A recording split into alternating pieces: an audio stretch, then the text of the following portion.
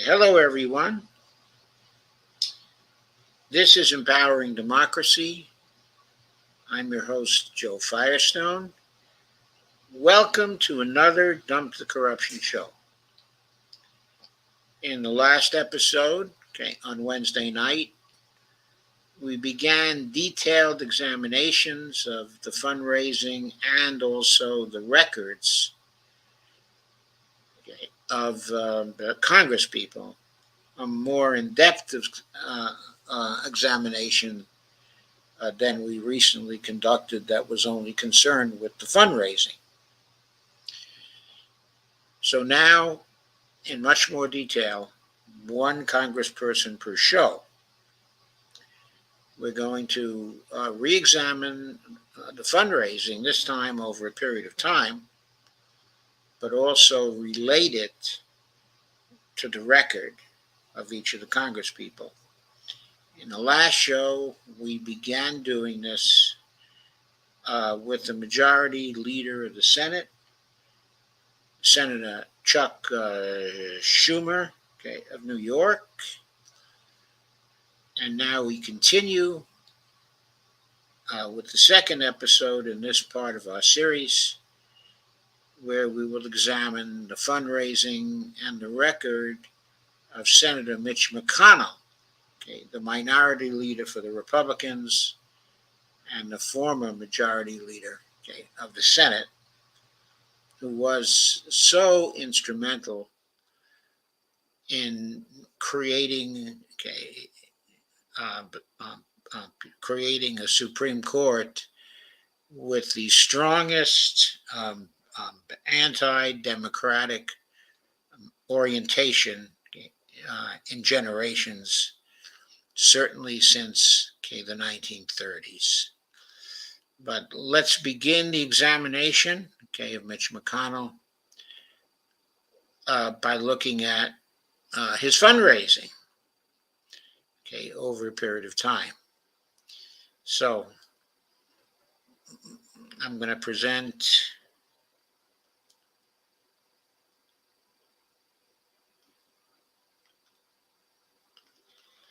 to do this, I'm going to present the Open Secrets article on his fundraising.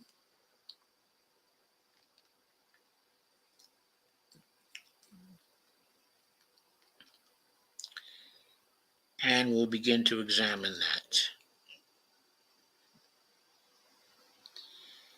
So, you're now seeing the Open Secrets page, which is now showing data for 2022. And we're now looking at the data for the campaign committee only in 2022.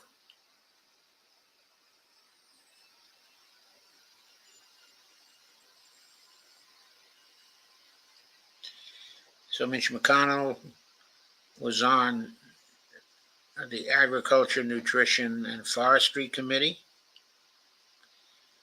also on the Appropriations Committee, also on the Rules and Administration Committee, and he has been since 2021 the minority leader of the Senate. His top industries from 2017 to 2022 was the retired industry, from which he gained $24,548,843. His top contributor from 2013 to 2017, 2022 were the Hunt companies, and they contributed $17,400 to his campaign. Now, over the period 2017 to 2022, he raised $75,486,702, and he spent $68,443,532 he ended with just about $8 million, $7.97 million cash on hand at the end of this period of time. You'll also remember from our examination of Chuck Schumer last time that the cash on hand that Chuck Schumer had was roughly equivalent to the cash on hand that Mitch McConnell ended with.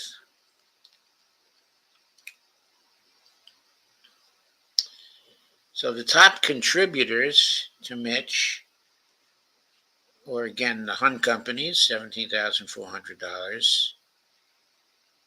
Frost Brown Tard, LLC,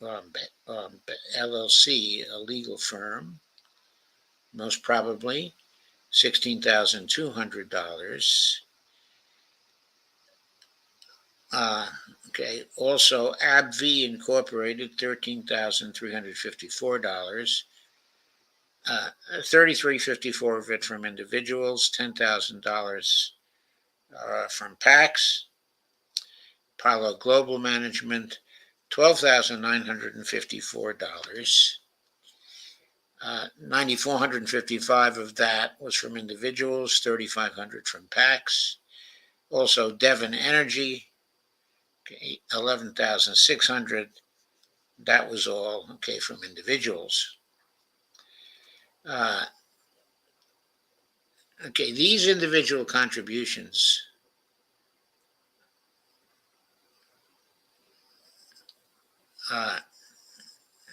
and PAC contributions are not huge. We have to note that compared to the records we've seen even for Congress people, these contributions are not huge.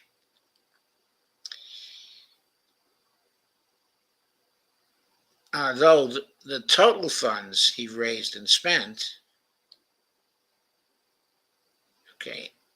in the period 2017 to 2022 are quite comparable to the numbers that we see for Chuck Schumer over that period of time. I think that's an interesting coincidence. The top industries, as we said, the retired industry was $24.5 million.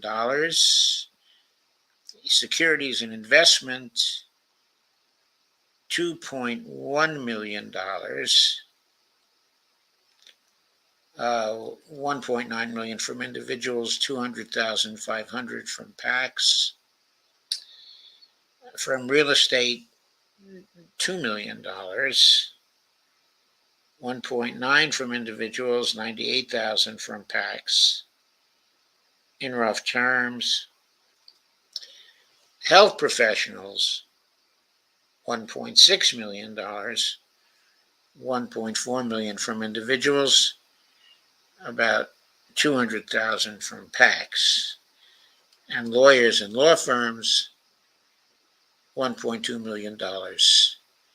1.1 from individuals, and about $158,000 from PACs.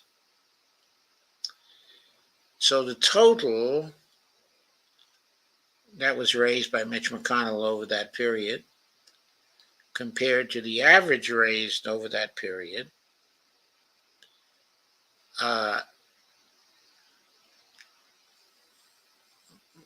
as you would expect from the majority leader and the minority leader, greatly exceeds the average amounts of money raised by senators, by Senate members. And you can see by how much from that graph.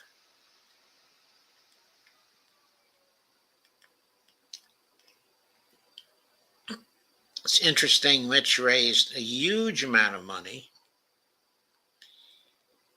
in 2020, but a relatively small amount of money, only $2.2 million for 2022. So I think that's of great interest. Also, the total amount that was raised between 2017 and 2022 was far beyond what he had raised in any other 6-year period, as we see from this graph.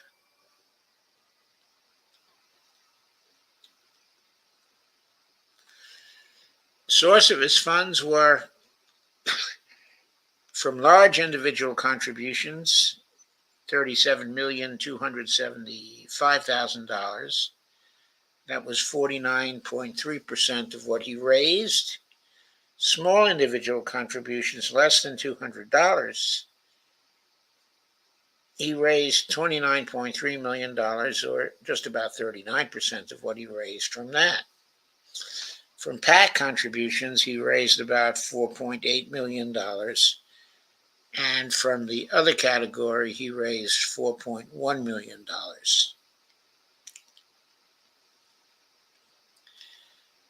I will move to other categories to find out more about the specifics.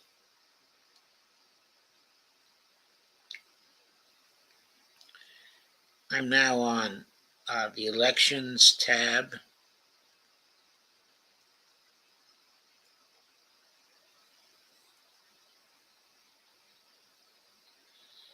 Mitch's top opponent in 2020 raised $94 million, which we have to note was far less than Mitch raised. Mitch raised about $68 million, okay, according to the graphic. Now, I think that's of interest because in each of the earlier elections, Mitch outraised his opponent when he was elected in 2002, when he was reelected in 2008, when he was reelected in 2014. But in 2020, his opponent outraised him by, what is it, something like, is it $28 million, $26 million, I think, something like that. And yet that opponent, okay, who was Amy McGrath, failed to unseat him in 2020, even with a very big financial advantage.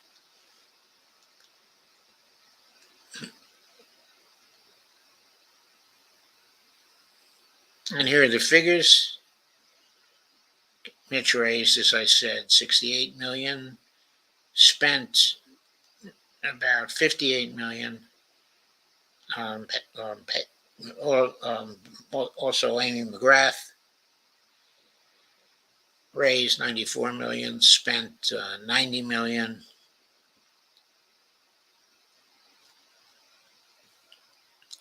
Mitch, of course, was reelected in 2020.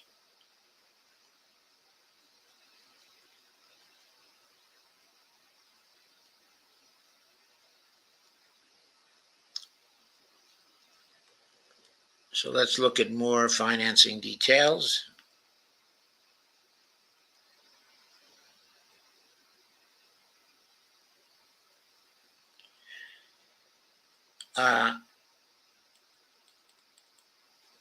His top industries in 2017 to 2022. His leadership PAC, the Bluegrass Committee, it was called.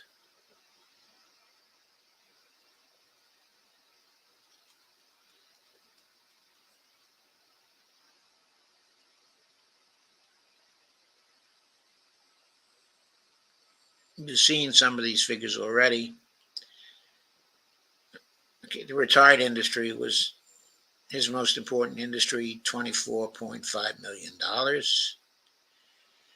2.1 for securities and investments, 2.0 for real estate, 1.6 for health industries, 1.2 for lawyers and law firms, 1.2 for Republican conservative groups, 1 million for the insurance industry, also 1 million for retail sales, 832,000 for the pharmaceutical industry, from lobbyists 692,000, oil and gas 658,000, hospitals and nursing homes 625,000, and miscellaneous distributing and manufacturing 585,000, from leadership PACs 563,000, from education 529,000, from health services and HMO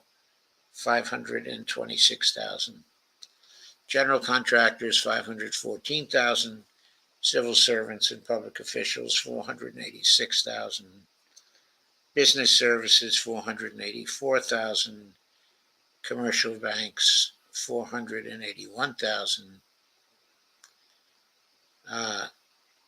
When it comes to sector totals, agribusiness $1.3 million, communications electronics $1.2 million, construction $1.5 million. And from those top three sectors, it drops off. I'm sorry, this is not in order. So anyway, from defense, 330,000, surprising it was that low. Energy and natural resources, 1.3 million. The fire sector, $6.5 million. The health sector, $3.7 million. From lawyers and lobbyists, $1.9 million. From transportation, $1.4 million. From miscellaneous business, $3.7 million. From labor, $46,301. That's most probably the lowest sector. Audiological and single issue groups, 2.7 million. From the other category, 25.9 million. I'd love to see how that breaks down.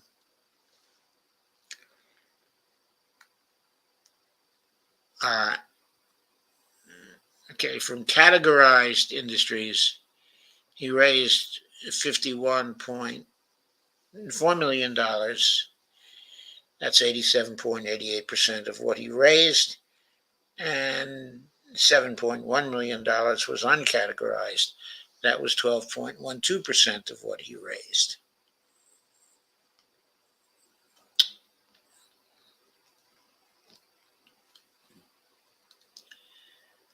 Looking at the PACs,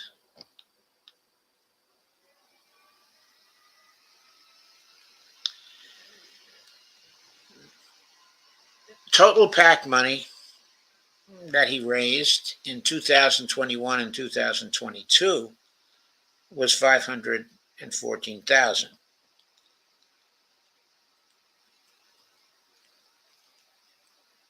From the sectors in 2021, 2022, 10,000 from agribusiness, 58,000 from communications electronics, 12,500 from construction, 9,000 from defense, energy and natural resources, 38,000, fire sector, 116,000, the health sector, 158,200. So these are from PACs in these various sectors. The PAC contribution breakdown.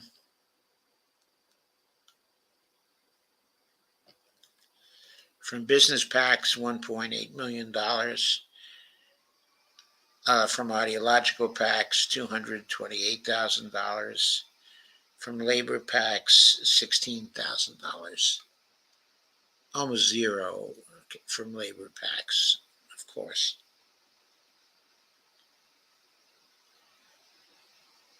Contributors.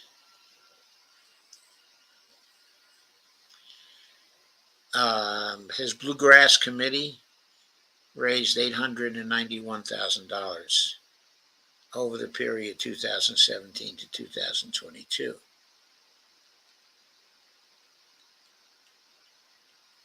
We've been over some of the top 20 contributors to his campaign committee. You remember the PACs,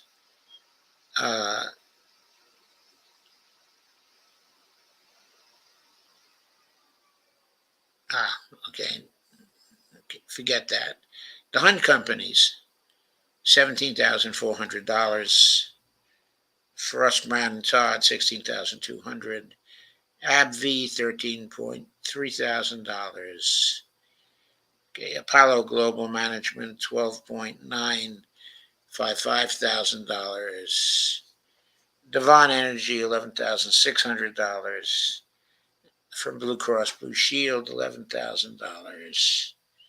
Federation of American Hospitals, $10,800. Target Corporation, $10,071. Humana, $10.1. USAA, $10,000. Samsung Group, $10,000. A lot of $10,000 contributions from multiple sources. Not big numbers in this particular category, we notice.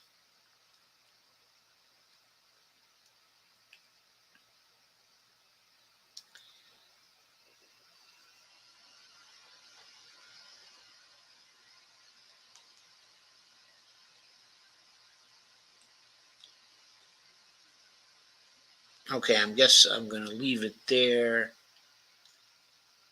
Let me look a little bit further.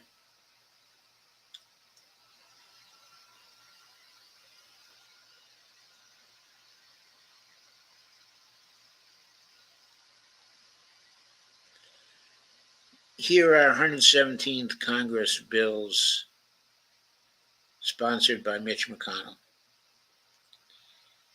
The Mammoth Cave Park Boundary Adjustment Act of 2022.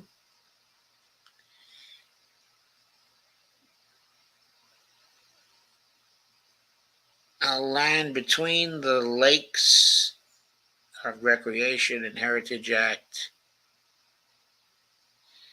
Federal Prisons Accountability Act. Okay, these are acts that he sponsored. He sponsored a resolution relative to the death of Robert Britton, Bob Dove, who was parliamentarian, emeritus of the United States Senate. I believe Bob Dove was from Mitch's state. And then another resolution congratulating the University of Kentucky women's volleyball team for winning the 2020 NCAA Association Division Women's Volleyball Championship. He also sponsored Cardiovascular Advances in Research and Opportunities Legacy Act, a bill to designate certain future interstates and high priority corridors in Kentucky and for other purposes. He sponsored a resolution to constitute the minority party's membership on certain committees for the 117th Congress, or until their successors are chosen. He sponsored a resolution honoring the memory of Officer Brian David Sicknick of the United States Capitol Police for his selfless acts of heroism on the grounds of the U.S. Capitol on January 6, 2021. Also sponsored a resolution fixing the hour of daily meeting of the Senate. Sponsored a resolution establishing a committee to inform the President of the United States that a quorum of each house is assembled. Sponsored a resolution informing the House of Representatives that a quorum of the Senate is assembled. Sponsored a resolution fixing the hour of daily meeting of the Senate.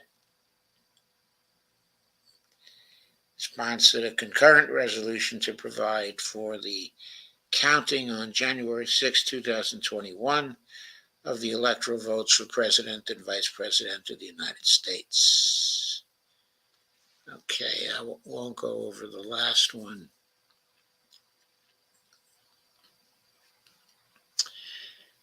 I think that covers Mitch's fundraising. Now let's look at his record. I don't know where Dee is right now. She was, I thought, supposed to join me. I was expecting her to join me. I'm sure I left her a link. Let me see what she is saying.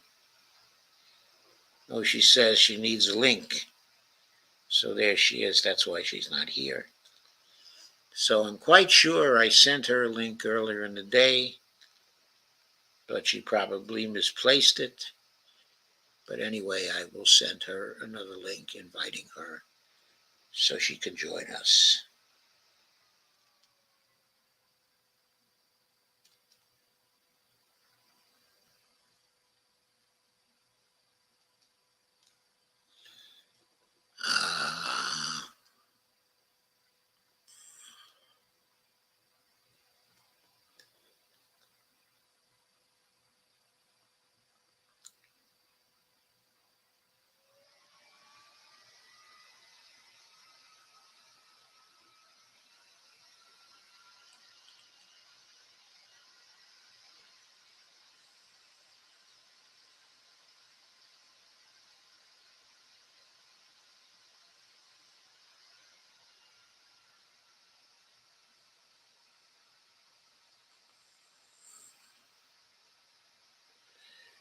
Well, I must have forgotten to send her a link. I was sure I did, but sometimes these things happen.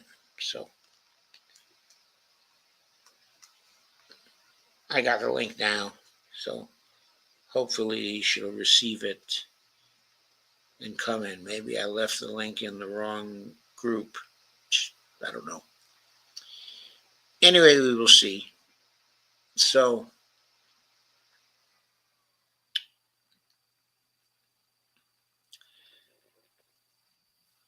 there she is. Maybe I left the link in the wrong group.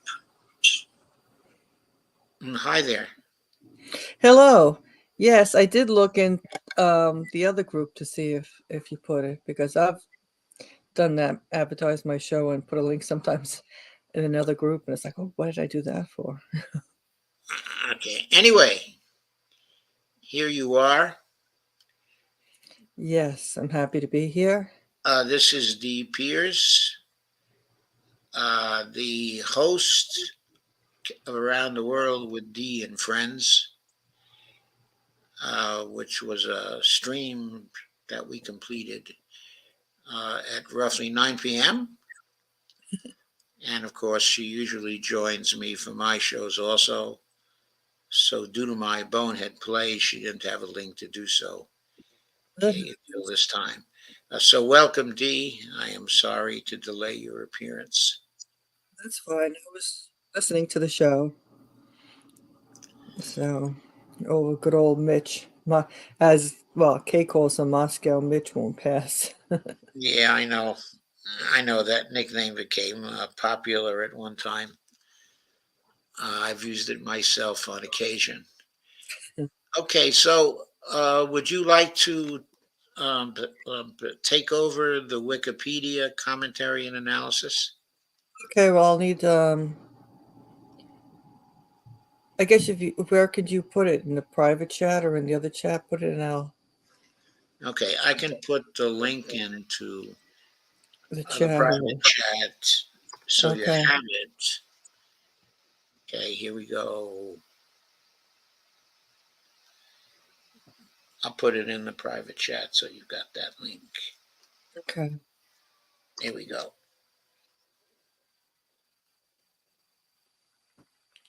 Okay, Okay. okay, it's right there. Let me download it. Okay, I see we have comments from Kay. I guess I got kicked out of Environmental Coffee House. Jesus, Kay, why would anybody kick you out of anything? I know, right? Okay, Yeah. let me bring it up. Okay. Anyway, you're quite welcome here.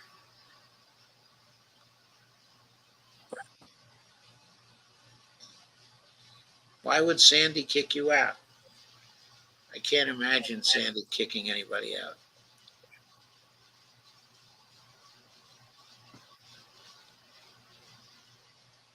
I canceled it. Let me try again. Okay, if you're not able to present it, of course I can do so. I'm just going to try again. See if it goes through. Okay.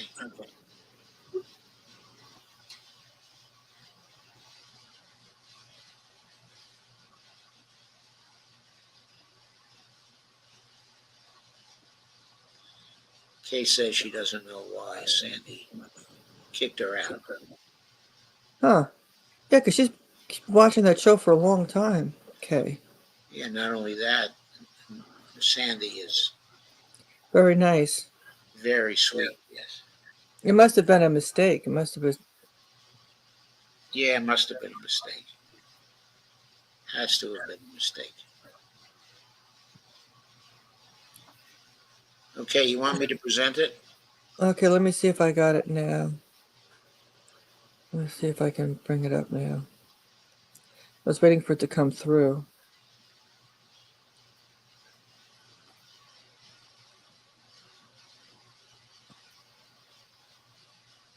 No, it's not working. You're going to have to. For some reason, it doesn't want to. Okay, let I me don't know see. why. I'll check and see if there was something wrong with the link I sent you. I don't think it's. I don't think there's There's anything. nothing wrong with the link, but then once it starts downloading, for some reason, it won't let me present it for some reason. I don't know why. It shows canceled then for some reason.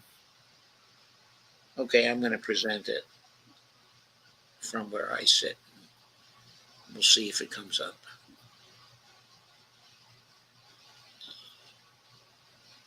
Hmm. Okay, I think you can see it. Yes. Okay, I can.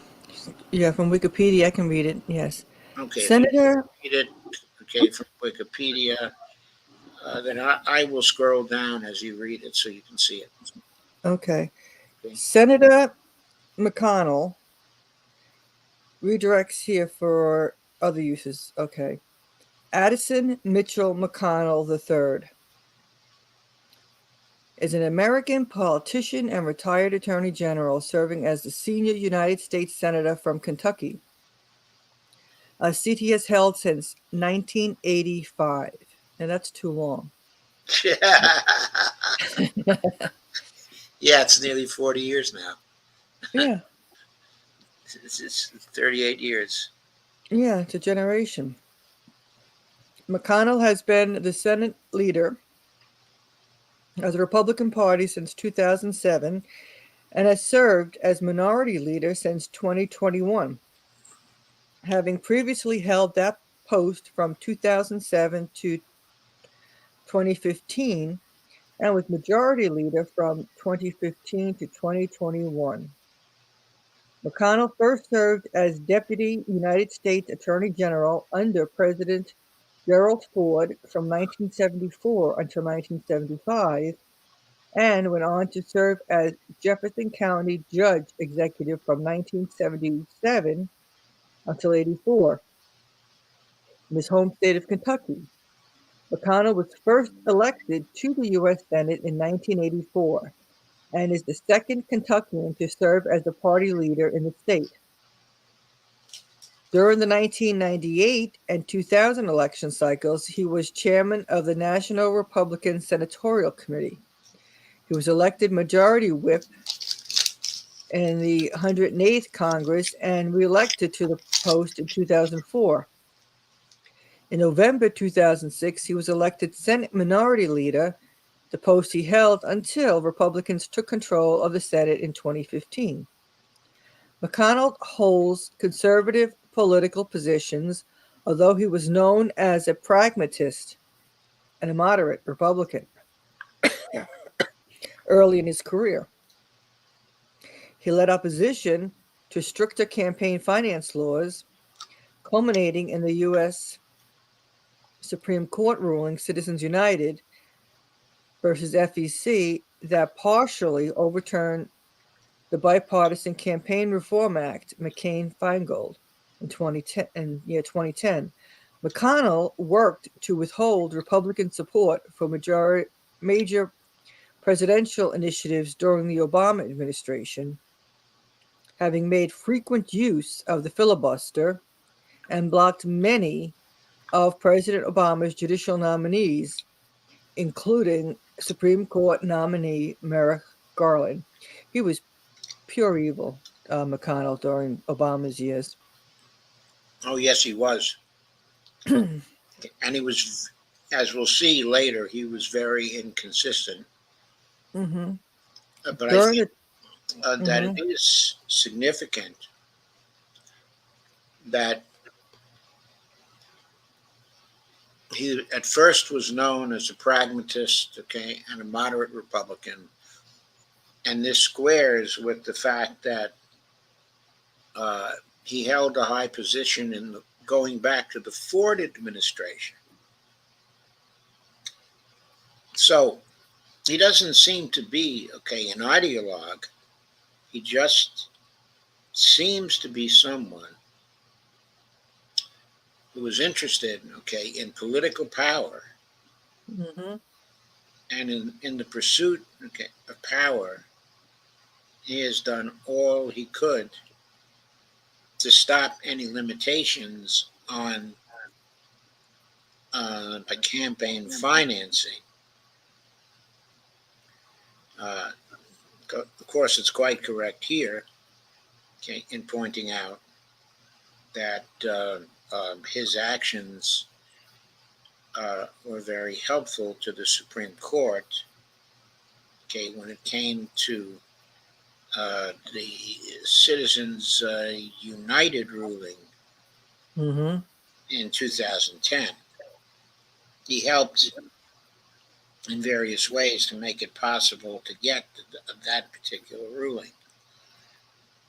Okay, and after that, he worked extremely successfully to get a Republican majority on the Supreme Court. Oh, he did. With fervor, he really was pushing it during Trump's years. Yes. Okay, please go on. Okay, during the Trump administration, the Senate Republican majority under his leadership passed the Tax Cut and Jobs Act of 2017, the Economic Growth, Regulatory Relief, and Consumer Protection Act in 2018, the First Step Act, the Great American Outdoors Act, and confirmed a record number of federal appeals court judges during a president's first 2 years.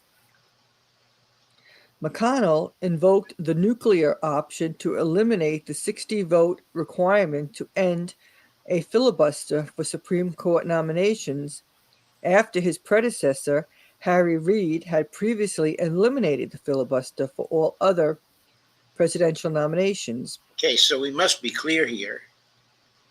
Okay, the filibuster has always been used to block all kinds of legislation of a progressive character Mm-hmm.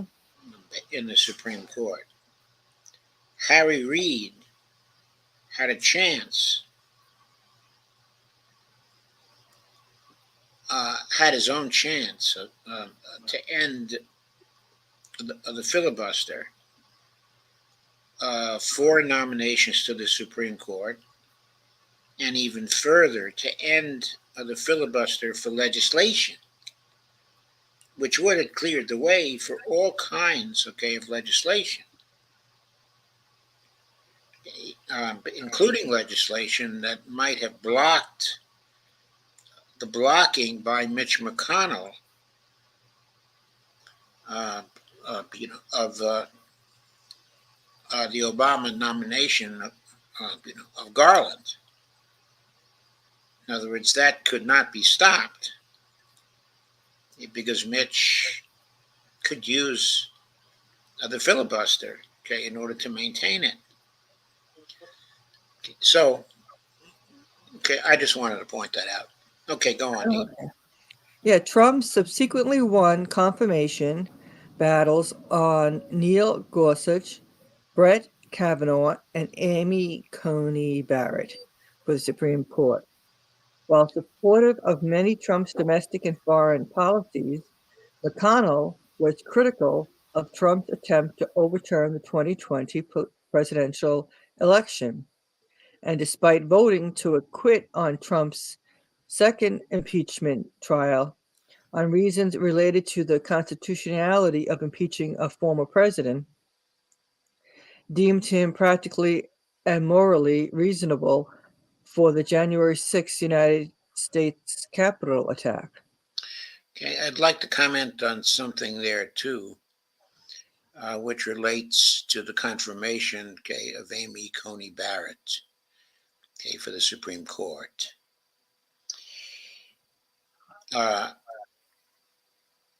Because he was very concerned to get Amy Coney Barrett into the Supreme Court, he did not attempt to push, okay, a further stimulus bill, spite of the fact that Trump actually wanted one. But he prioritized the confirmation of Amy Coney Barrett first because he wanted that control of the Supreme Court that he had worked for so long. His prioritization of Amy Coney Barrett for the Supreme Court probably cost Trump the election of 2020. The election of 2020 was close enough that if Trump had been able to get through another $1,400 stimulus check or a $2,000 stimulus check but prior to the end of the year, he probably would have been popular enough to have won the election because people wanted that money. As it was, all that Mitch would approve, okay, before the end of the year was a $600 stimulus check. And that was not enough to swing people. And that's where Trump should have made sure the stimulus happened first before anything else. Right. And Trump had the power to do that. Right. If he had the sense to do it, he could have withdrawn, okay, the nomination of Amy Coney Barrett, okay, and said, okay, to Mitch McConnell, I will resubmit her as soon as you pass a $2,000 stimulus check or a $1,400 stimulus check. Exactly. Had he done that, he would have been far more popular. If he'd forced that, Mitch McConnell, he would have been far more popular and probably would have won, okay, the election. Okay, anyway, go on, Dee.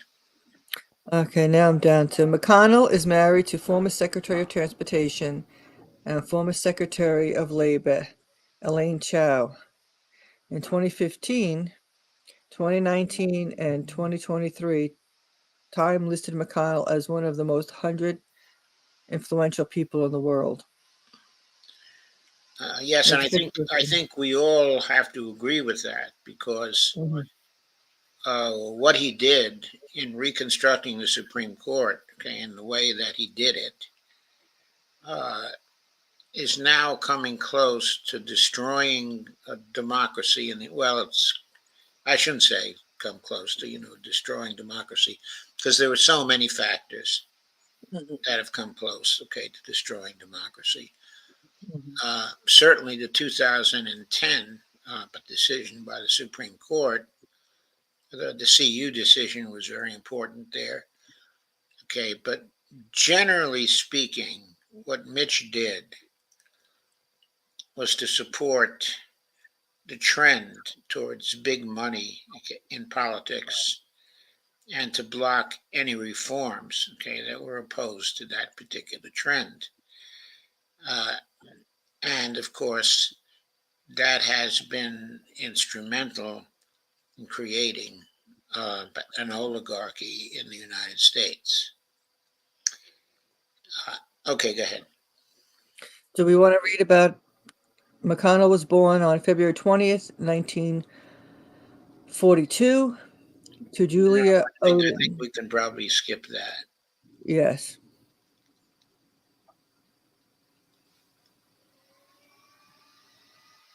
So he was born in Alabama, and his family in 1956 they moved to Louisville, Kentucky. Oh, I think this is a really interesting thing here. In 1944, at the age of 2, his upper left leg was paralyzed by a polio attack. He received treatment at the Roosevelt Warm Springs Institute for rehab. The treatment potentially saved him from being disabled for the rest of his life. He said his family, quote, almost went broke because of costs, that were related to his illness. The reason why I think that's so interesting is he's been a consistent opponent of new legislation that would establish, a Medicare for all program. He fights against that like his life actually depended on it. And if such a program had been in effect in 1944, his own family would never have been in a position where they almost went broke. So I think there's an irony there that we Mm-hmm. perhaps should note.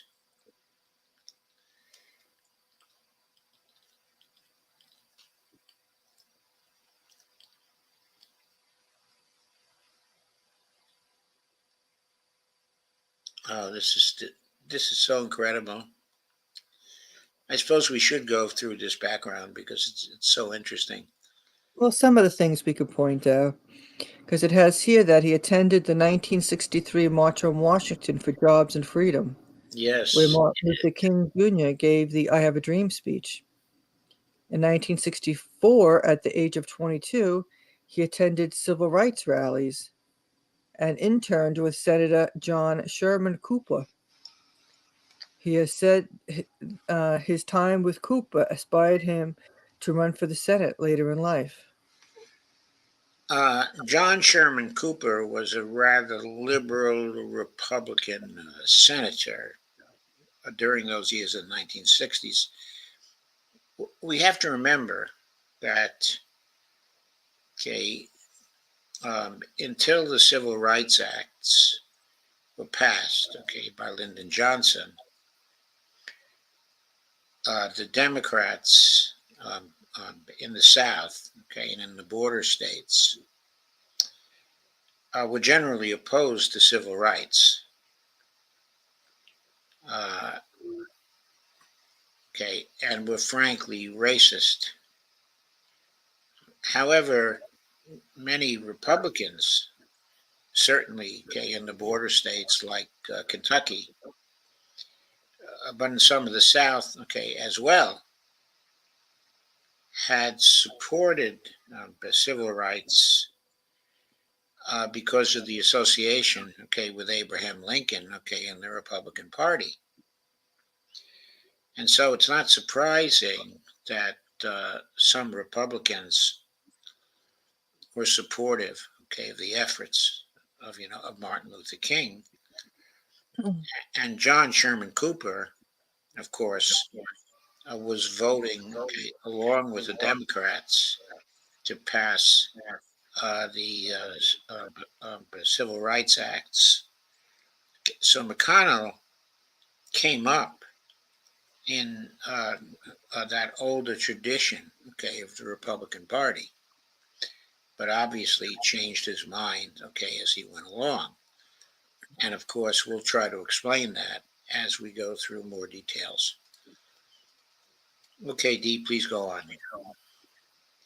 Okay, in March of 1967, shortly before the expiration of his educational draft deferment, upon graduation from law school, McConnell enlisted in the U.S. Army Reserve as a private at Louisville, Kentucky. This was a coveted position because the reserve units were mostly kept out of combat during the Vietnam War. His first day of training at Fort Knox, Kentucky was July 9th, 1967, 2 days after taking the bar exam, and his last day was August 15th, 1967. Shortly after his arrival, he was diagnosed with optic neuritis and deemed medically unfit for military service and was honorably discharged. His brief time in service has repeatedly been put at issue for his political opponents during his electoral campaigns. From 1968 to 1970, McConnell worked as chief legislative assistant to Senator Marlow Cook in Washington, D.C., managing a legislative department consisting of 5 members as well as assisting with speech writing and consultant services. Constituent services. Oh, constituent services, okay.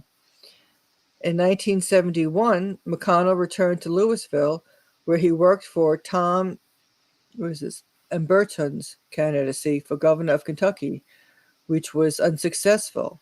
McConnell attempted to run for a seal in the state legislature, but was disqualified because he did not meet the residency requirements for the office.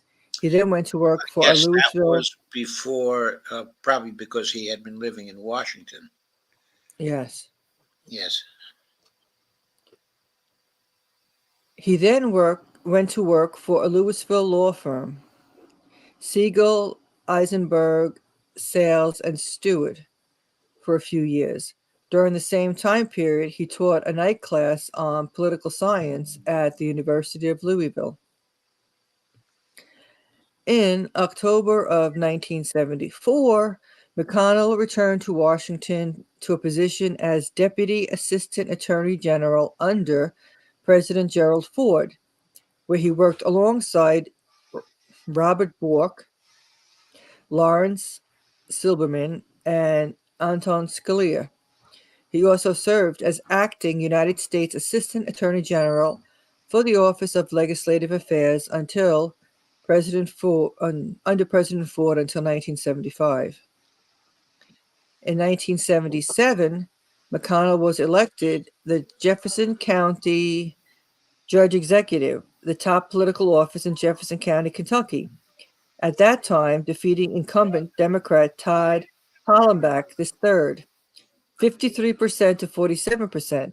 He was reelected in 1981 against Jefferson County Commission Jim Pop Malone, 51% to 47%, outspending Malone by 3-1, and occupied this office until his election to the U.S. Senate in 1984.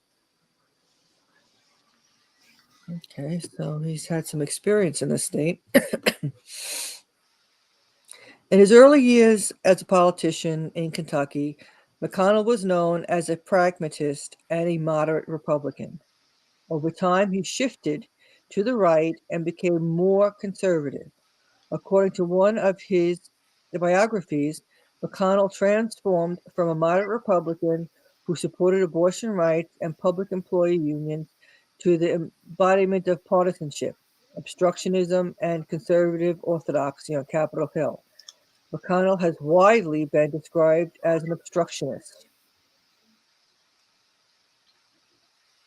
From 1997 to 2001, McConnell was chairman of the National Republican Senatorial Committee, the body charged with securing electoral victories for Republicans. On February 12, 1999, he was one of 50 senators to vote to convict and remove Bill Clinton from office. He was first elected as Majority Whip in the 108th Congress, Senate Majority Leader Bill Frist did not seek re-election in the 2006 election in November. After Republicans lost control of the Senate, they elected McConnell as the minority leader. After Republicans took control of the Senate following the 2014 Senate elections, McConnell became the first majority leader. In June 2018, he became the longest serving Senate Republican leader in the history of the United States. McConnell is the second Kentuckian to serve as a party leader in the Senate, after, Alvin W. Barkley led the Democrats from 1937 to 1949, and is the longest serving U.S. Senator from Kentucky in history. Okay, I'd like to comment here on what happened to get Mitch to turn from a moderate Republican to a conservative Republican. What I think happened was that he was able to win office himself through spending more than his opponents.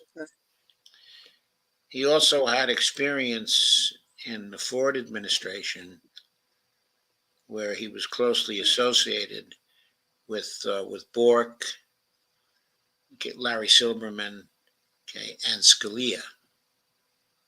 Of course, we have to note that later on he supported the nomination of Bork to the Supreme Court, and he supported also the nomination of Antonin Scalia to the Supreme Court. But he seems to have become a convert to big money because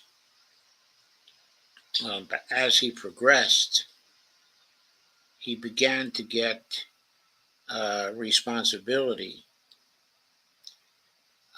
for the election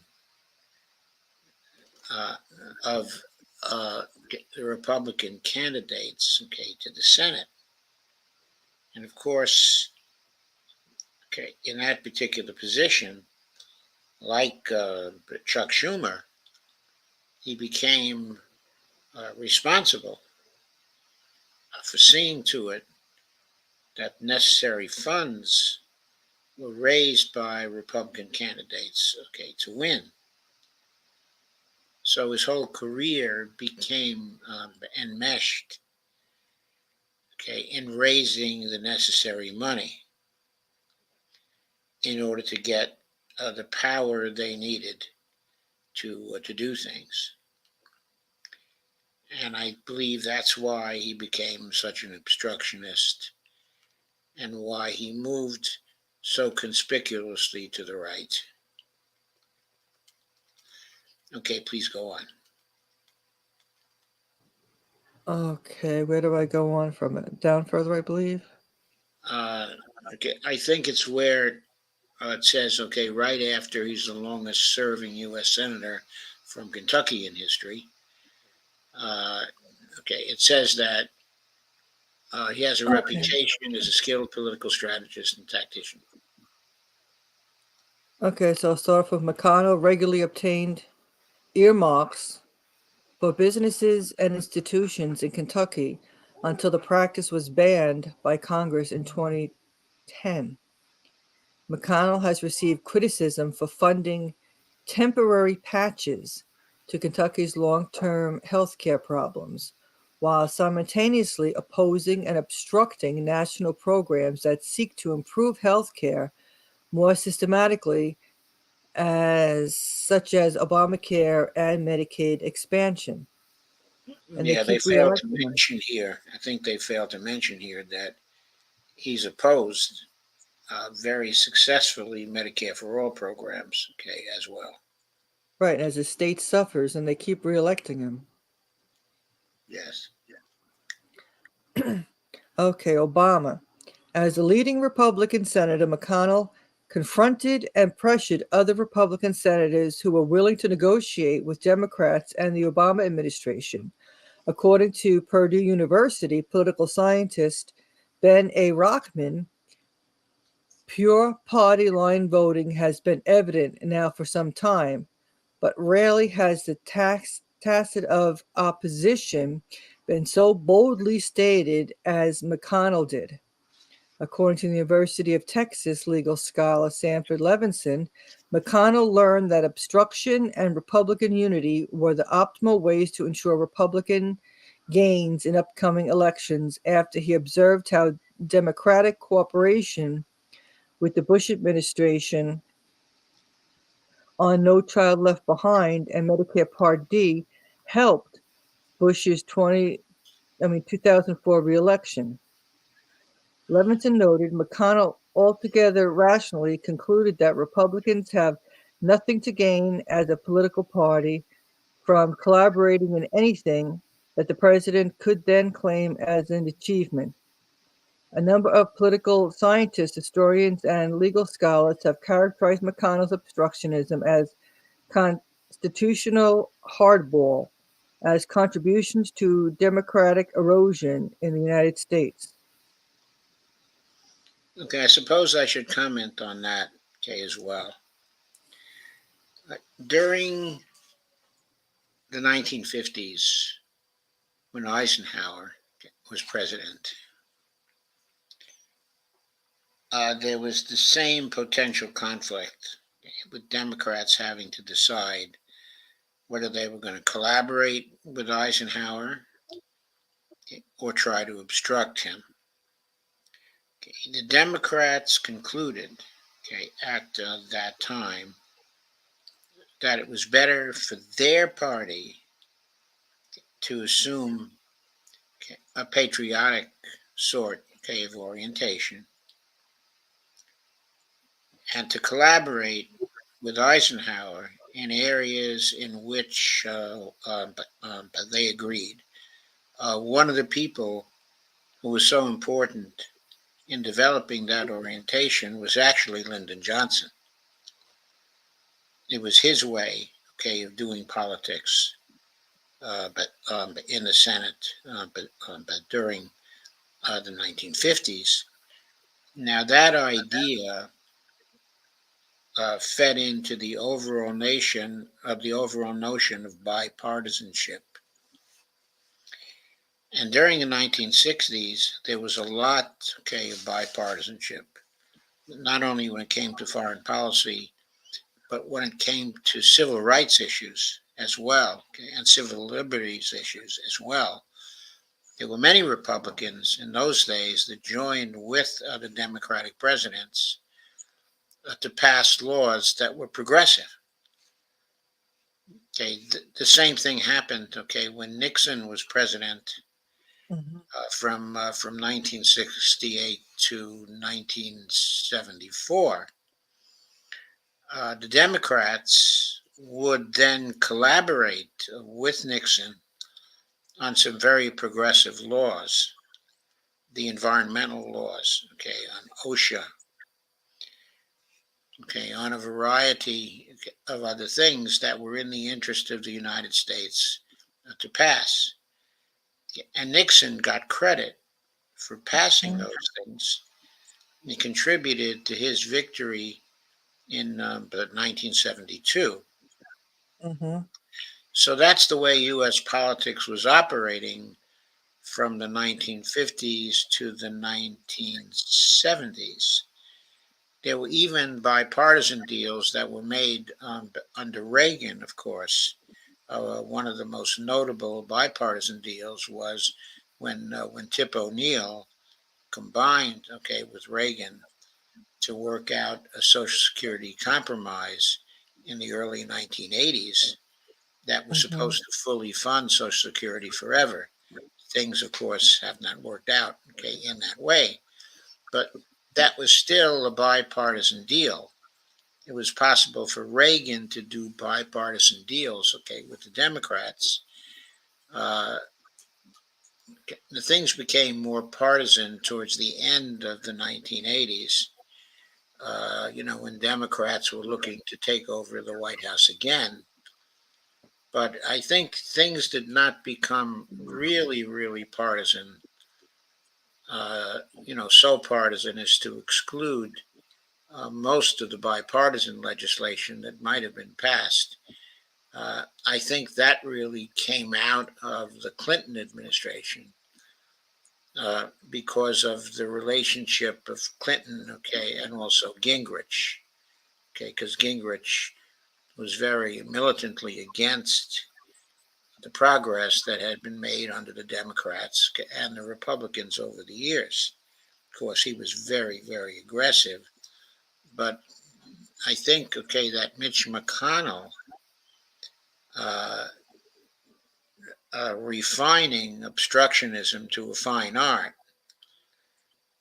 came out of the competition in the Clinton administration and the increasing difficulties of both parties coming together on um, certain key issues, certain key bills. Of course, there was no problem for Clinton and Gingrich to come together on bills that were good for Wall Street or that were good for the oligarchy that was beginning to develop, okay, in the United States. Okay, so the uniparty aspect started to come around at that time, but also the ideas of obstructionism were starting to develop at that time. And I think that provides the context, okay, for the way McConnell began to manage the Republican Party in the Senate. Okay. Okay.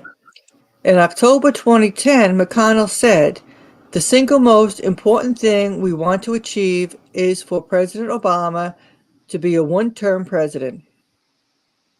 Asked whether this meant endless or at least frequent confrontation with the president, McConnell clarified that if Obama is willing to meet us halfway on some of the biggest issues, it's it's not inappropriate for us to do business with him. According to political scientists Jacob Hacker and Paul Pearson, facing off against Obama, McConnell worked to deny even minimal Republican support for major presidential initiatives. Initiatives that were, as a rule, in keeping with the moderate model of decades past, and often with moderate Republican stances of a few years past. The New York Times noted early during Obama's administration that on the major issues, not just health care, but financial regulation and the economic stimulus package, among others, Mr. McConnell has held Republican defections to somewhere between minimal and non existent, allowing him. So I'd like to comment on that, okay, as well. Okay, first, I have to note that Jacob Hacker was the originator of the public option idea and put forward a detailed version of it that uh, was a spur, okay, to getting progressives away from the Medicare for All idea during the first part of the Obama administration. In other words, Obama and others convinced people who were very progressive Democrats and who had normally been for Medicare for All uh, to abandon Medicare for All and to go along to try to pass a public option bill on the theory that it would be easier to compromise with the Republicans and get a public option bill than it would be to pass, okay, a Medicare for All bill. But they hadn't taken account the obstructionism of the Republicans, okay, and Mitch McConnell. They didn't want Obama to have any successes, okay, at all. So they adopted a very aggressive kind of opposition to the public option. even though it was nowhere near as radical as a Medicare for all would have been. So the Democrats who were in favor of a compromise position were just wrong, in their judgments that that was going to reduce the opposition, of the Republicans. And in fact, their judgment that was so incorrect, at that time, was a big factor in losing the fight over healthcare reform, Mm-hmm. because if they had gone for a Medicare for all bill, people would have been, of course, much more excited about that than they were about a public option bill. In other words, it would have been much more revolutionary and much more attractive to people if they had championed, a Medicare for all bill instead of the public option bill. And it didn't make a shred of difference from the standpoint of the Republican Party. They were going to oppose what Obama wanted anyway. Mm-hmm. Okay. So it was a grave mistake, grave political mistake, in my view, that the Democrats did not go for H.R. 676 in 2009 and try to pass that. Uh, that could have been attempted to pass right after the American Recovery and Reinvestment Act, the stimulus bill that was successfully passed by Obama. At the time of passage of the stimulus bill, he was at the height of the popularity that he was ever going to have. And he probably could have used that popularity at the time to quickly pass, a Medicare for all bill.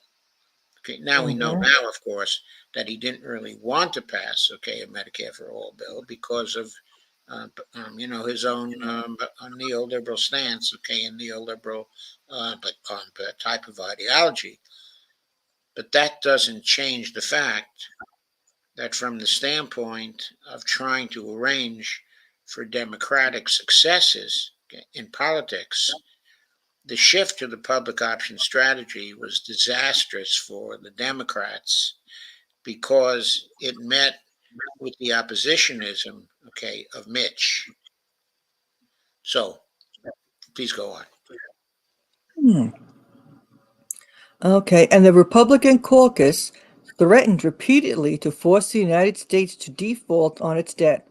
McConnell saying he had learned from the 2011 debt ceiling crisis that it's a hostage that's worth ransoming. Right. So this came later in the administration, the Obama administration. He learned about the hostage taking after the Republican victory in 2010, which got them control of the House. So he was able to work with the Republicans in the House to do the hostage taking against the Democrats. It's also worth mentioning, that the Democrats could have easily stopped the hostage taking because they could have minted, a platinum coin to get around the debt ceiling crisis.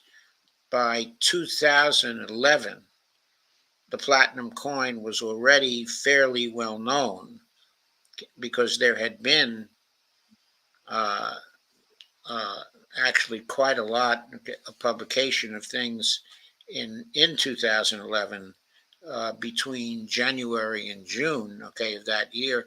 When the debt ceiling crisis came in that year, there was a spate of mass media articles concerning the platinum coin, and there were also a lot of lots of articles from the alternative media that came out at that time. But the administration ignored even mentioning the platinum coin and went on to try to negotiate a bipartisan deal, with the Republicans, which they successfully did at the beginning of August of by 2011. However, the debt ceiling deal was not particularly good, for the Democrats. It did not help them to recapture the House in 2013, though they stayed in control of the Senate, and Obama, of Mhm. course, okay, was reelected in 2012. Okay, anyway, but it would have been so much better for him if he had used the platinum coin to solve the debt ceiling crisis in the 2011, because then uh, he wouldn't have had to make any compromises at all when it came to popular programs. Okay, with the Republicans.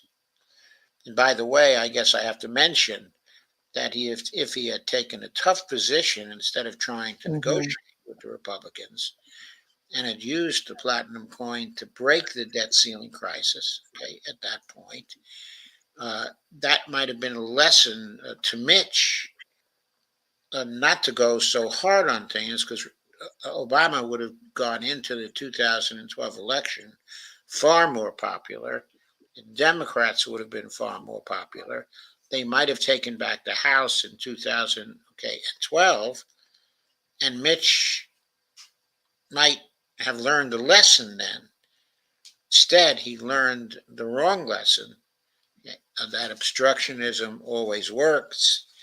And so he continued to obstruct throughout the period from 2010 to 2020. Okay, and even today, he's still obstructing. Okay, please go on. McConnell worked to delay and obstruct health care reform and banking reform, two of the most notable pieces of legislation that Democrats navigated through Congress early in Obama's tenure. Political scientists noted that by slowing action, even on measures supported by many Republicans, McConnell capitalized on the scarcity of floor time, forcing Democratic leaders into difficult trade offs concerning which measures were worth pursuing. Slowing the Senate's ability to process even routine measures limited the sheer volume of liberal bills that could have been adopted. Okay, this I think is a very, very good point, but it most critically applies to healthcare reform. Okay, if Obama had gone ahead with the Medicare for All program, it passed it quickly, right at the outset. Okay, in other words, gotten it done by March of 2009, when he was still enormously popular, then there would not have been the struggle over healthcare reform. That was the serious struggle that ate up so much time all through the spring of 2009, the fall of 2009, the winter of 2009, and then they passed, of course, the loser Affordable Care Act in March of 2010. But they wasted more than a year of time on the healthcare reform, while Mitch and other Republicans just obstructed all through this period of time. So history was changed, okay, by Obama's ideas, his orientation to neoliberalism, his wanting, a public-private kind of partnership, and his orientation to bipartisanship. All that really made him much more unsuccessful than he had to be, and it meshed with Mitch's idea of doing all he could to obstruct and create a scarcity, okay, a floor time. It wasn't a real scarcity, it was a false scarcity that was created by all the time they spent on the healthcare reform. Actually, the banking reform was not as serious a waste of time, okay, because they could more easily come to agreement on a banking reform that wasn't going to do much to control the banks, okay, because the banks, of course, Uh, as Dick Durbin once said in 2007, they run the place. So the Mm-hmm. banking reform that went through and the credit card reforms that went through under Obama were fairly tame. They did not take a long time, okay, to agree to, but it was a struggle over health care that stopped the Obama administration from turning to the environmental and climate issues, which were so important for the United States. If healthcare could have been out of the way quickly in February or March of 2009, that would have made Obama much more popular, given him a tremendous amount, okay, of political credit to get to the environmental and climate issues, which I believe he did want to get through because I think he clearly saw that the climate emergency was a threat. And I think he wanted to get to that. But of course, he did not have the political credit, okay, to do so by that time because all his political credit was drained by the healthcare reform struggle. Okay, I know quite a lot about this because I was blogging incessantly about the healthcare reform, sometimes 3 times a day through the period of going from March of 2009 until the healthcare reform was passed in March of 2010. I was very actively blogging. I had a half dozen sites. I was cross posting my stuff all over. And of course, a lot of other people, okay, were blogging too. It was a real struggle over that particular bill. And there wasn't much oxygen for anything else in Congress Mm-hmm. at that time. It ate up all the oxygen. It wasn't just the scarcity, okay, floor time. It just ate up all the oxygen and created the scarcity, okay, of floor time. But it played into Mitch's overall strategy. Okay, please go ahead. Okay, use of the filibuster. One of McConnell's most common tactics as minority leader to delay or obstruct legislation and judicial appointments has been the filibuster. A filibuster is an attempt to take a bill to death, forcing Senate leadership to abandon a proposal measure instead of waiting out the filibuster, or at least to delay the measure's passage. In the United States Senate, any senator may speak for unlimited duration unless a 60% majority vote to invoke closure or end debate and proceed to a final vote. Political scientists have referred to McConnell's use of the filibuster as constitutional hardball, referring to the misuse of procedure tools in a way that undermines democracy. Political scientist Hacker and Pearson describe the rationale behind McConnell's filibusters. Filibusters left no fingerprints. When voters heard the legislation had been defeated, journalists rarely highlighted that the defeat meant a minority had blocked a majority.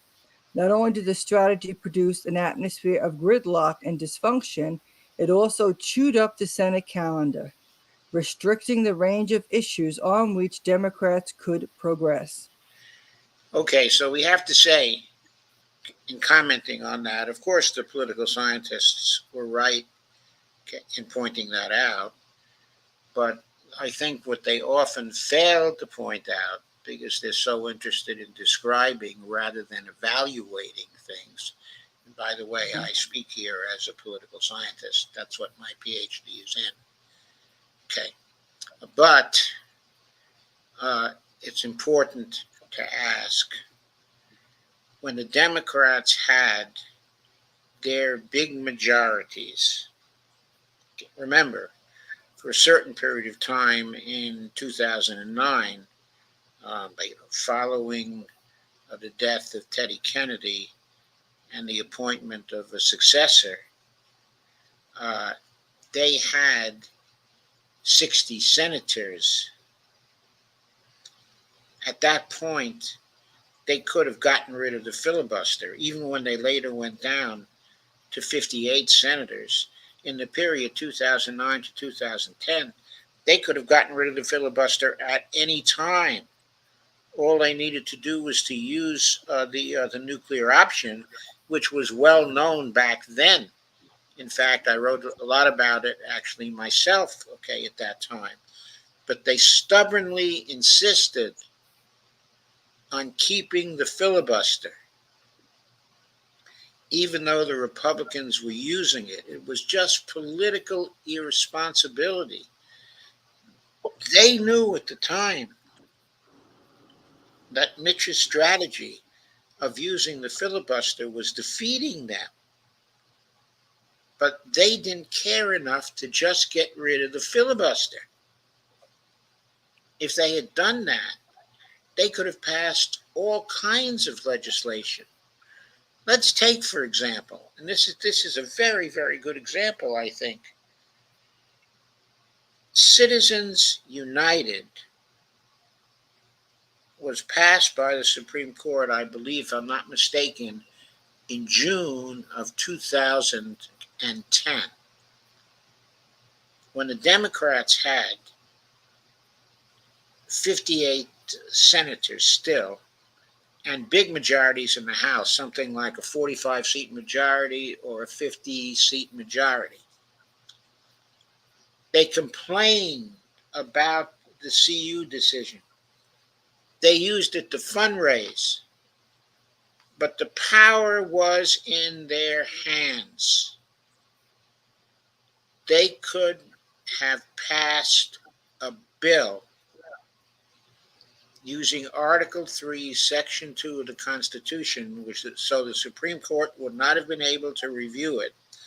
They could have passed an immediate answer to CU in the summer of 2010, and CU would have died. It would never have become a factor. All this money in politics would not be in politics now. But of course, the Democrats could not pass such a bill because the Republicans would filibuster it. Mm-hmm. But if the Democrats had been willing to give up the filibuster, I mean, even on just issues involving campaign finance, they could have restricted giving up the filibuster to campaign finance. And they could have gotten rid of Citizens United the month after it came into force. But they wouldn't get rid of the damned filibuster. Okay. Also, the filibuster stopped them from passing a really good health care bill. If they encountered a filibuster in March of 2010, and they were willing to get rid of the filibuster to pass a Medicare for All bill, they could easily have done it. And I think a Medicare for All bill would have passed anyway because Obama was so popular at that time. If he had wanted it and he had pushed it, then he could have had it. But simply apart from that, if he got any filibuster on it, there was a way to pass, a Medicare for All bill through using the nuclear option. I have to emphasize, the nuclear option had been previously contemplated for use by the Republicans back in, I believe it was 2006 or 2007, when Bill Frist actually threatened, to use it to break up to break up a deadlock, in Congress over funding. So everybody knew about how to break up a filibuster. They knew about the nuclear option. And yet the Democrats would not use it to get good bills through. They had a beautiful majority in 2009 and 2010. If they had gone ahead and passed the full range of programs that they were originally committed to passing, there would have been no Republican victory in 2010. There would have been no obstructions in 2011, 2012. All the teens would have been entirely different. There would have been no accession of Donald Trump in 2016. He wouldn't even have become popular. It was in Obama's hands to create another 20 years of Democratic rule, just as FDR did. And he blew it. He just blew it. And his Democrats in the Congress blew it. And yes, I know very well that there were many conservative Democrats around that were trying to go slow on the administration's program. But I also know this: when the Democrats had 60 votes, they had 10 votes in the Senate to give away. That was only for a few months. But when they had 58 senators, they had 8 votes to give away to pass good bills. They could have allowed 8 of the conservative senators to vote in the way they want. All they had to do was exert the party discipline. But they would not do it to pass all the various bills that needed to be passed then. That was due to the leadership of Obama, and it was due to the leadership of the Senate. Okay, all through 2009 and 2010, it was due to the leadership of Harry Reid. He could have done all kinds of things to improve the state of the United States, and he would not use the tools at hand. In other words, he would not play hardball. Well, Mitch McConnell was playing hardball all the time. Okay. Okay. Jesus. That got me Okay. so angry at the time. I was in a continual state of being pissed off. In 2012, McConnell proposed a measure. Is that where I'm at? Proposed a measure allowing President. I've read that already. In 2013, Senate Majority Leader Harry Reid eliminated the filibuster for all presidential nominations except the Supreme Court. By that time, nearly half of all votes to invoke closure in the history of the Senate had occurred during Obama's presidency. In April 2017, Senate Republicans, led by McConnell, eliminated the filibuster for Supreme Court nominations in order to end debate on the nomination of Neil Gorsuch. In August 2019, McConnell wrote an editorial for the New York Times strongly opposing the elimination of the filibuster on legislation. Right. So here's the deal, okay, on this. Did the American people really care whether the filibuster existed, okay, or not? They were not aware of the arcane aspects of the filibuster. They were not aware of the nuclear option. I'm talking people now.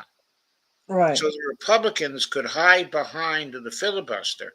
Somehow Harry Reid thought that if the Democrats played hardball, okay, and got rid of the filibuster and passed the various kinds of legislation that had been part of the platform or that people had thought of at that time, that the Democrats would not be liked by the public.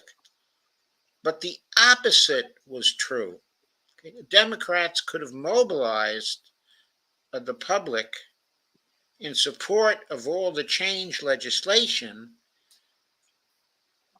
that people had been thinking of at that particular time.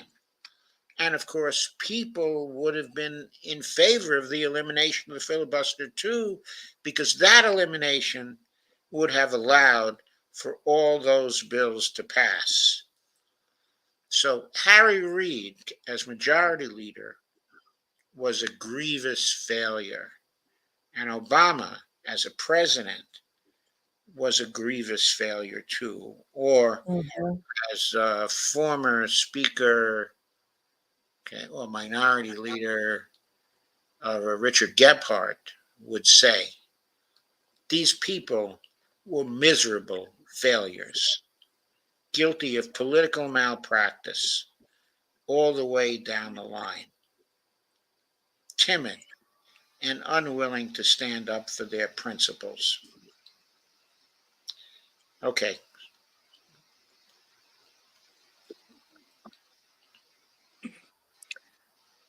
McConnell initially endorsed fellow Kentucky Senator Ron Paul during the 2016 presidential campaign. Paul withdrew from the race following the Iowa caucus, and McConnell endorsed presumptive nominee Donald Trump on May 4, 2016. However, McConnell disagreed with Trump on multiple subsequent occasions. In May 2016, after Trump suggested the federal judge Gonzalo P. Carrell was biased against Trump because of his Mexican heritage, McConnell responded, I don't agree with what Trump, had to say. This is a man who was born in Indiana. All of us came here from somewhere else. In July 2016, after Trump had criticized the parents of Captain Humayun Khan, a Muslim American soldier who was killed in Iraq, McConnell said all Americans should value the patriotic service of the patriots who volunteer to selflessly defend us in the armed service. On October 7th, 2016, following the Donald Trump Access Hollywood controversy, McConnell said, as the father of 3 daughters, I strongly believe that Trump needs to apologize directly to women and girls everywhere and take full responsibility for the utter lack of respect for women shown in his comments on that tape. In private, McConnell repeatedly expresses disdain for Trump and abhors his behavior. And then in October 2017, White House Chief Strategist Stephen Bannon and other Trump allies blamed McConnell for stalling the Trump administration's legislation. In response, McConnell cited the confirmation of Neil Gorsuch to the Supreme Court to show that the Senate was supportive of Trump's agenda.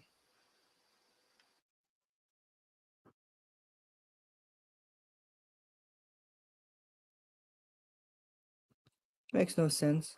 In after Joe Biden won the election in 2020 against Donald Trump, McConnell at first refused to recognize Biden as the winner of the election.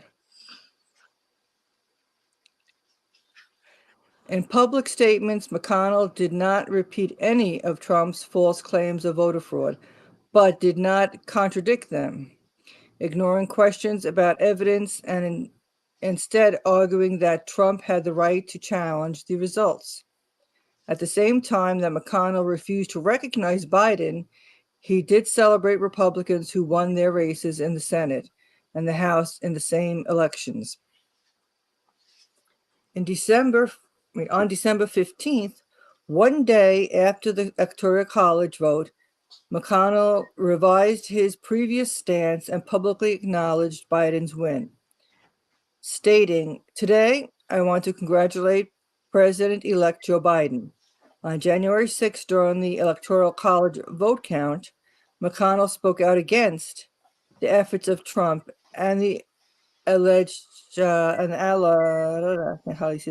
to overturn the election. Trump claims the election was stolen. The assertions range from specific local allegations to constitutional arguments to sweeping conspiracy theories. Nothing before us proves illegality anywhere near the massive scale. The massive scale that would have tipped the entire election. If this election were overturned by mere allegations from the losing side, our democracy would enter a death spiral. We'd never see the whole nation accept an election again. Every 4 years would be a scramble for power at any cost. Later that day, he described the storming of the Capitol building, which occurred while the Electoral College votes were being counted, as a failed insurrection, which tried to disrupt our democracy. Then it goes on to the impeachment. Do we really want to go over all this stuff, or? Yeah, I'm not sure we have to go over all this stuff. So for his role in inciting the 2021. He seems to have supported impeaching Trump, but not convicting Trump, okay, in the Senate.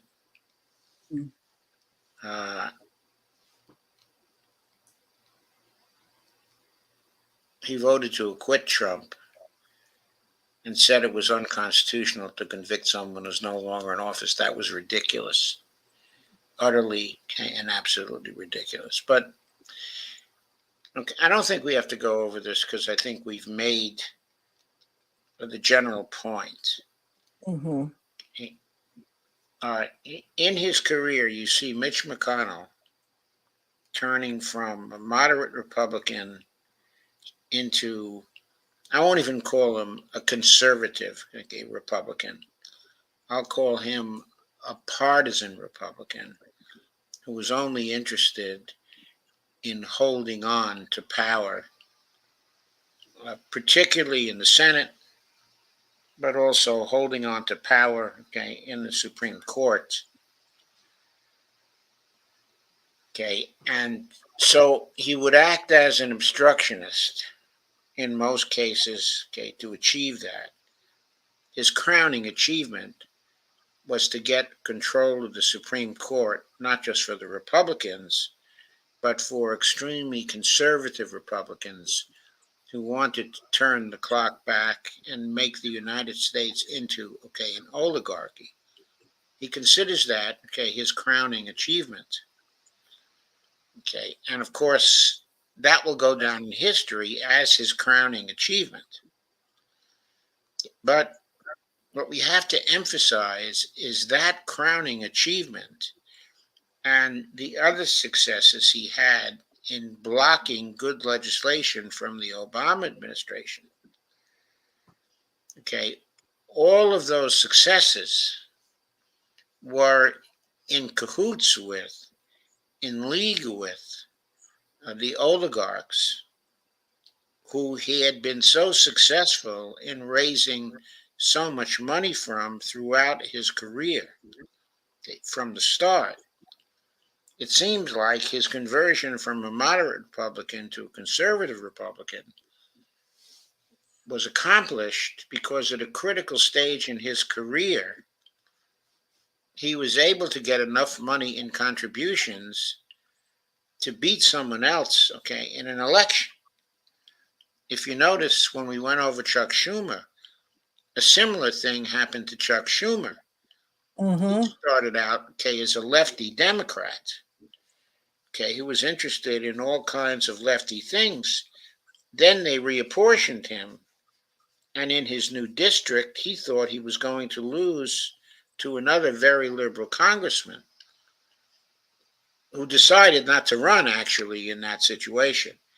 But before he decided not to run, Chuck Schumer had already gone to Wall Street and asked for Wall Street support. And that was the start of his becoming the senator from Wall Street. It already took place when he was in Congress. And there seems to have been a similar conversion, okay, of Mitch McConnell while he was running for offices on the state level. He was able to win those offices because he was able to outspend his opponents by 3-1, because he was able to raise the big money from contributors. And then his career developed in such a way that he was always focused, okay, on raising the money. And when he became the minority leader, okay, of the Republicans, okay, in the Senate, before he was the majority leader, he of course would represent the interests of the big money groups, okay, especially in the healthcare area, okay, which was one of the reasons why he was so set against any progress in healthcare reform. Of course, he was also against it because he wanted to secure power for the Republicans to do what he wanted to do with the Supreme Court.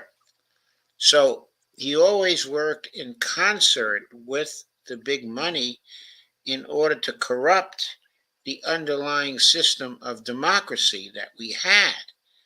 And he has been instrumental in destroying our democracy over the years.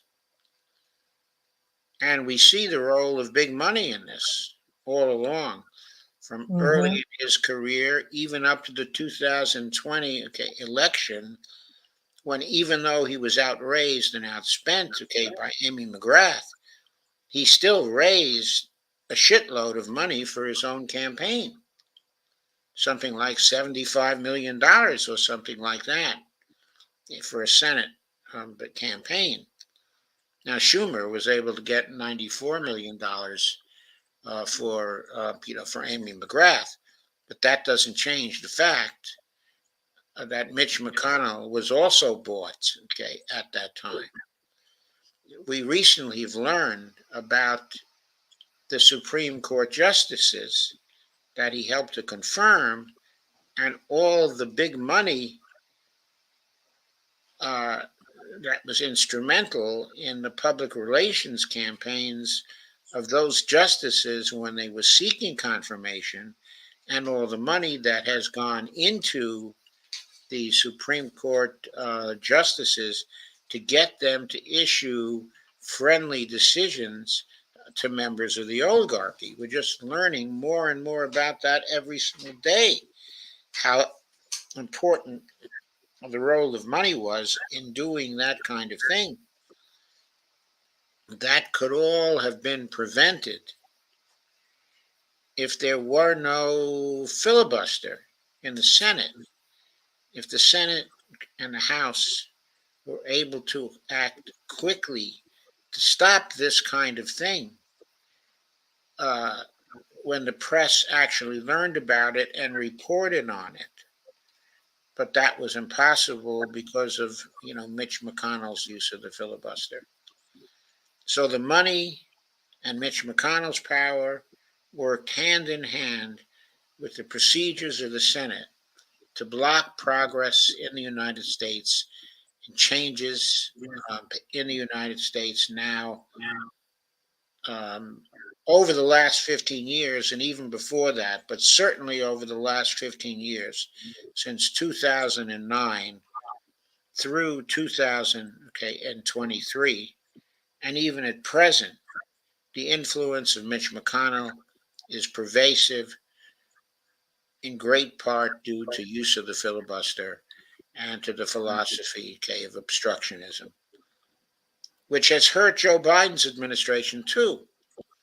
And Joe Biden won't go after the filibuster himself.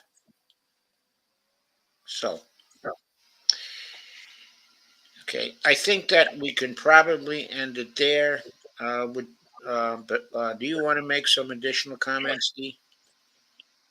No, I think it's very good that we go over these people and we go back to the past a bit with them so we can see where they come from, how they change, and it's really important and it's very interesting. Yeah, we can see the developing pattern. I think streams like this are not going to be extremely popular because they're very detailed, but I think they do show how important the role of money in politics is and how people develop their careers in line with the contributions that come in that basically buy their behavior on so many issues. It's really incredible.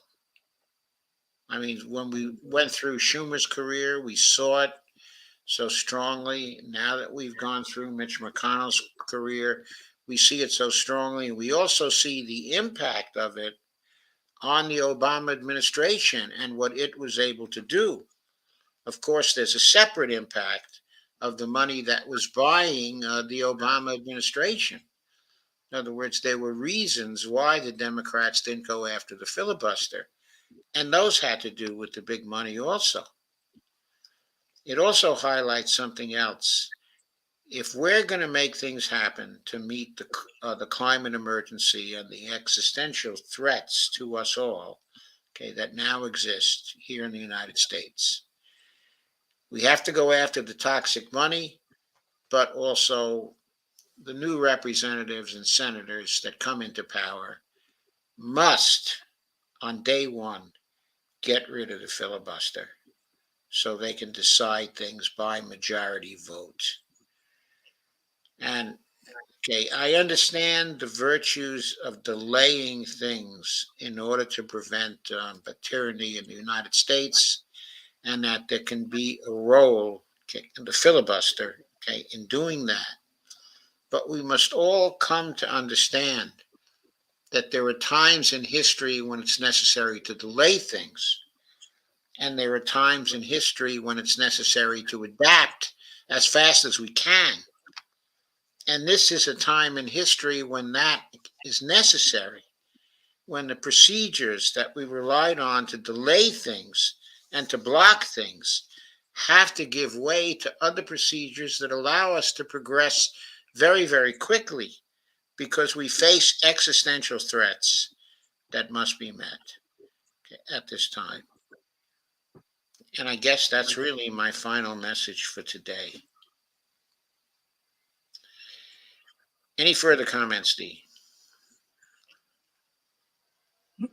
I think that's about it. I think we can go over some of the comments.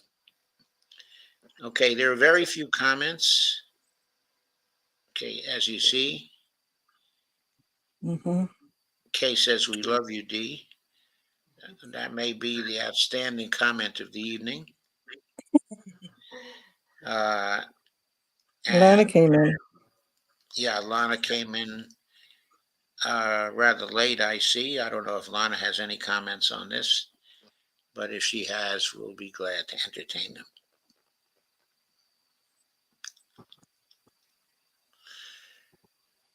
Oh, by the way, Lana, I had some good discussion on what happened to healthcare reform in this in relation to the obstructionism, okay, of Mitch McConnell and the whole political situation in 2009 and 2010. So you might want to look into this later on.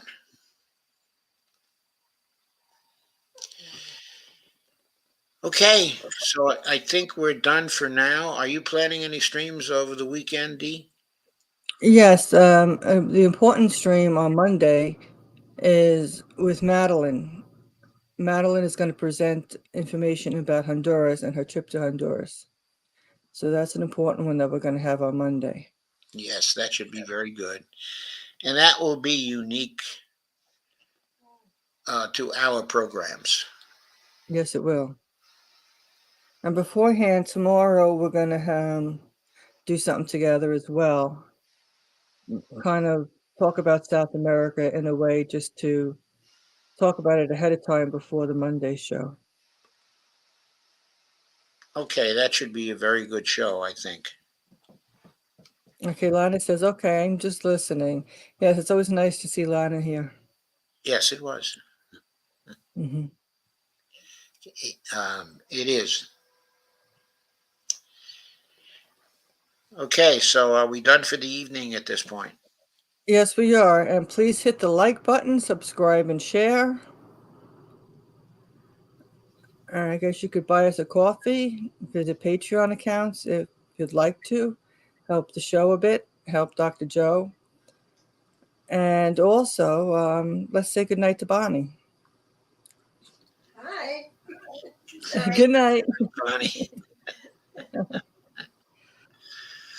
Okay, everybody, good night, and we'll see you next week. Sounds great. Uh, And you can stop by one of the shows, whichever one you feel like. I think Monday's more of her presentation, is when she's doing the actual presentation. right. But Saturday's the show where you'll be talking about the situation in South America or in Latin America more generally, right? Right. We're just gonna, talk about some things going on down there. Yes. So you'll see ahead of time when we put the announcement up. Oh, Judy's here. Good night, good night, dear Joe. But thank you, Judy. Okay, thank you, everybody. Thank you and good night. We'll see you over the weekend and next week. Good night. Yes.